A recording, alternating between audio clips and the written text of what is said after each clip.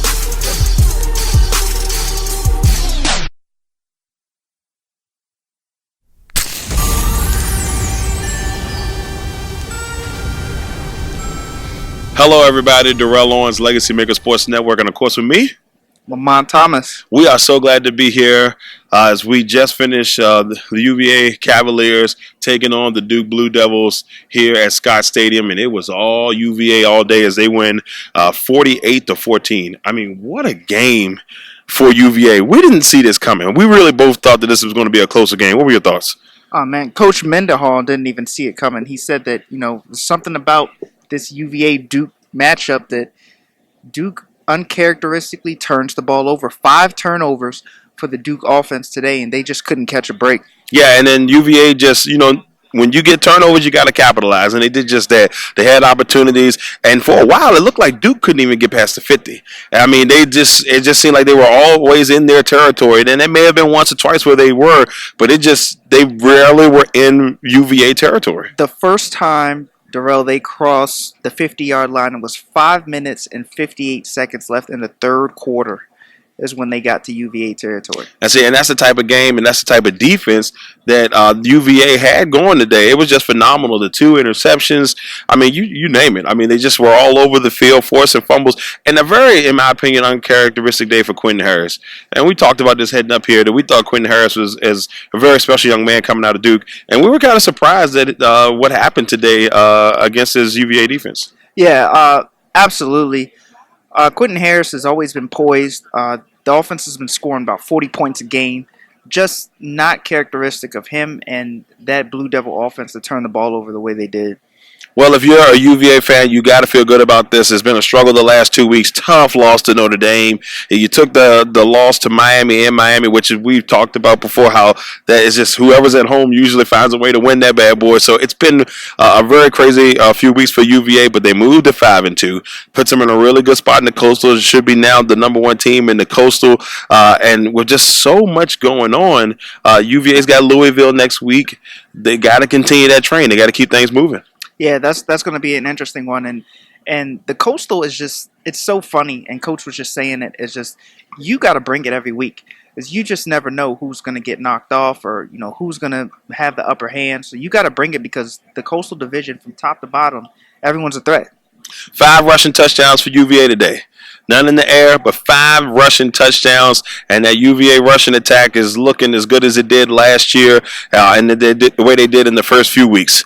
Well, ladies and gentlemen, UVA wins this one 48-14 over Duke. They take on Louisville next week. Now we send you to our post game with head coach Bronco Mendenhall. I'm Darrell Owens, Lamonte. Legacy Maker Sports Network. Acknowledge Coach Cutcliffe's idea of honoring 150 years of college football. That happened actually in ACC meetings this summer, and we've become friends.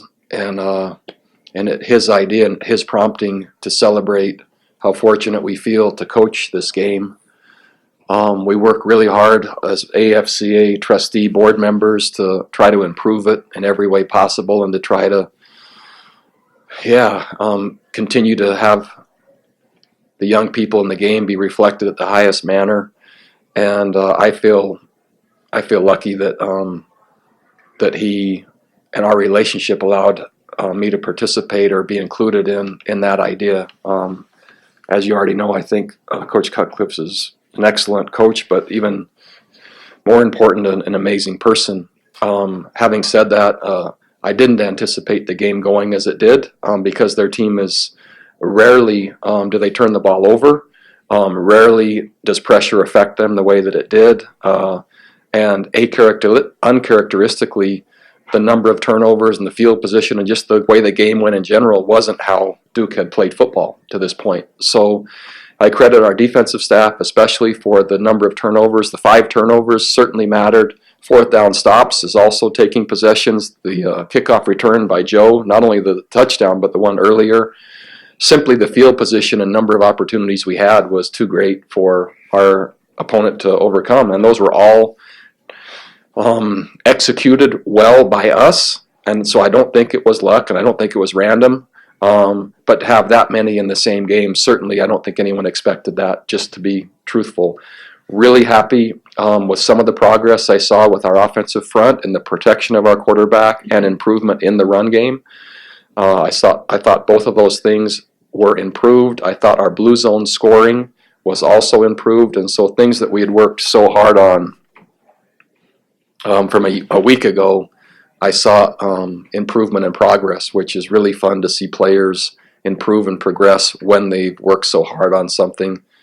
Happy for our staff, and yeah, the Coastal is an amazing and crazy division, and that was just manifest again today. So really proud of my staff, our players, and the response from a week ago, and how much that loss hurt, knowing that could have easily, if we executed well enough, been a win. And for Bryce, how we responded and recovered without one of our very best players and people, I think is also something that was exemplary and I was really proud of. So just a really good night for college football in Charlottesville, and I thought the crowd was powerful. I don't know what the attendance was, but it looked, felt, and acted more like a college environment that is becoming hungry for really good football and appreciating good football.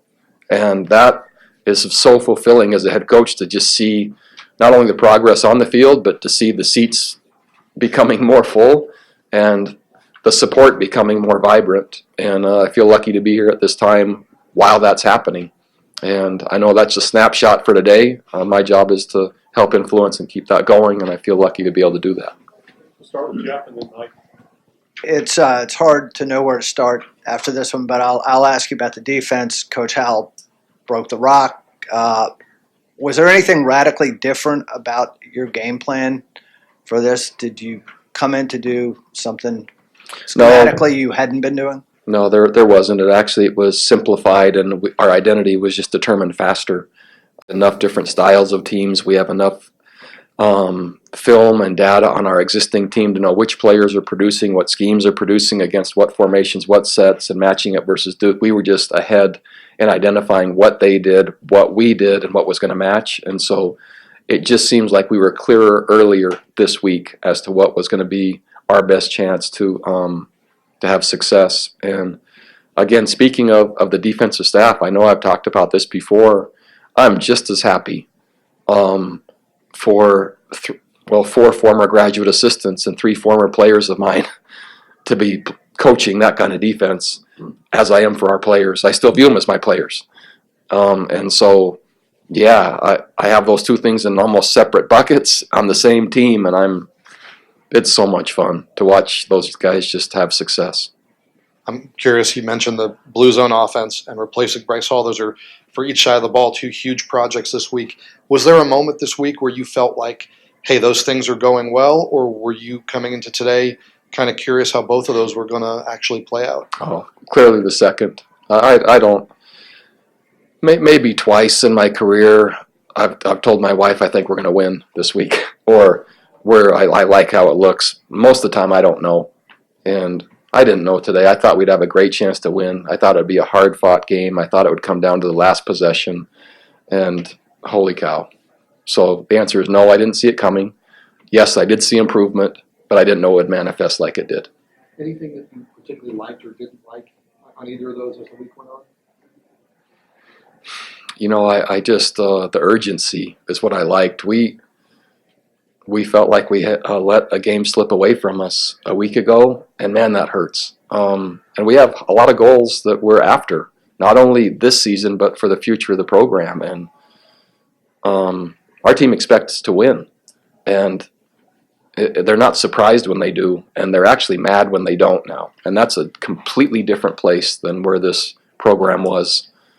And I'm not saying we've arrived, but the mindset has shifted to where they expect to win and they want to win, and they know when they make mistakes not to win that it bothers them. And so the urgency of their preparation was clear, and practice was difficult this week. We certainly did not ease up. If anything, we went harder, even at the expense of possible injury. Could you talk about Devontae Cross, one of the guys who stepped up today? Yeah, I'll mention Devontae Cross and Chris Moore as one guy because they're replacing Bryce Hall. And so that takes two to replace one is how that's worked for us, because Devontae moved positions, which then means Chris gets an opportunity, and they both played really well. So I can't talk about one without talking about the other, and it takes, to replace Bryce, it takes two, not one.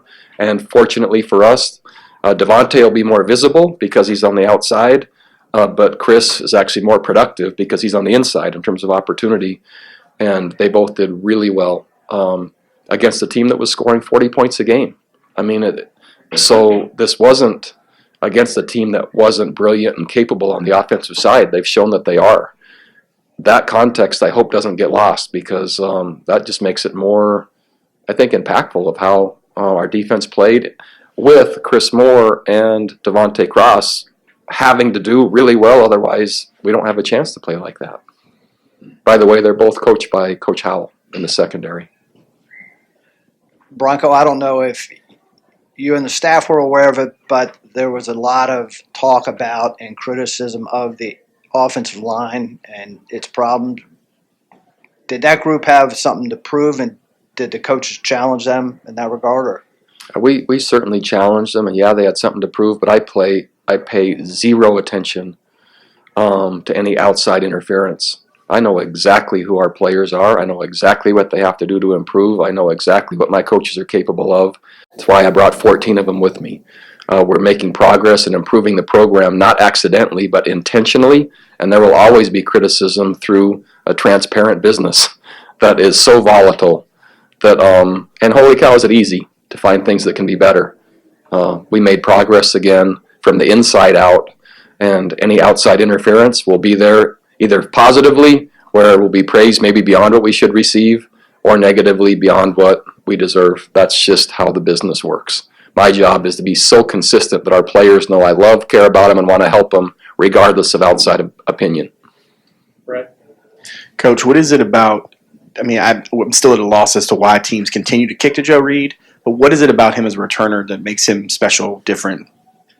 Yeah, I'm not sure I can answer that. He just he has amazing vision. He's an excellent athlete, and feel usually comes through repetition and understanding and ability, and we train that particular group really hard, and for whatever reasons, those things have all contributed to, if you choose to kick to them, then there is risk. And tonight, on two kicks, not only the touchdown, but the one earlier, man, did that set the tone. And our team actually expects it. They're surprised when he gets tackled anywhere close to the 50. They actually expect it. It's an amazing thing. They actually are surprised if he doesn't cross the 50, which that's a pretty powerful compliment from his peers. You mentioned it.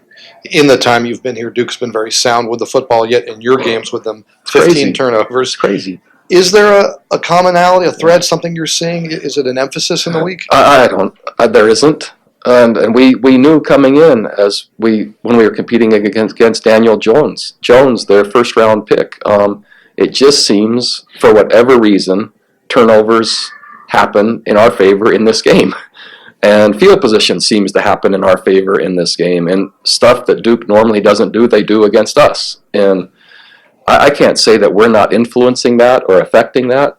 but it certainly is uncharacteristic of their program, and so I don't have any other answers for you other than it just seems to happen. Well, the last question from Jeff, and then we have Joe Reed, Wayne Talapaka in the back already. Bryce ran the ball 22 times today. Does Brennan's improved health allow you to use Bryce differently than maybe you did? Exactly.